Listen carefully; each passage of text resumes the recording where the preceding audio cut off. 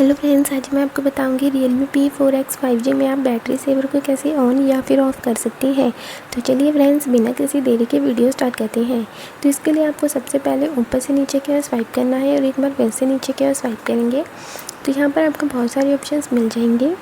तो आपको यहाँ पर एक पावर सेविंग मोड की ऑप्शन दिखाई देगी। आपको पावर सेविंग मोड पर क्लिक करना है तो बैटरी सेवर या पावर सेविंग मोड ऑन हो जाएगा और यहीं पर दोबारा क्लिक करेंगे तो ये ऑफ़ भी हो जाएगा। और अगर आप चाहें तो इसे सेटिंग्स में जाने के बाद भी ऑन या फिर ऑफ़ कर सकते हैं। तो इसके लिए आपको सबसे पहले फ़ोन की सेटिंग्स में चले जाना है और इसके बाद आपको नीचे क्या स्क्रॉल करना है और यहाँ पर आपको बैटरी वाले ऑप्शन पर क्लिक कर देना है। तो यहाँ पर हम देख सकते हैं कि यहाँ पर हमको पावर सेविंग मोड की ऑप्शन मिल जाएगी। तो अब आपको पावर सेविंग मोड पर क्लिक करना है। जैसे आप क्लिक करेंगे तो पावर सेविंग मोड यानी कि बैटरी सेवर ऑन हो जाएगा। और अगर आप इसे ऑफ़ करना चाहते हैं तो आपको सिंपली बैलेंस मोड पर क्लिक कर देना है। Bye bye friends.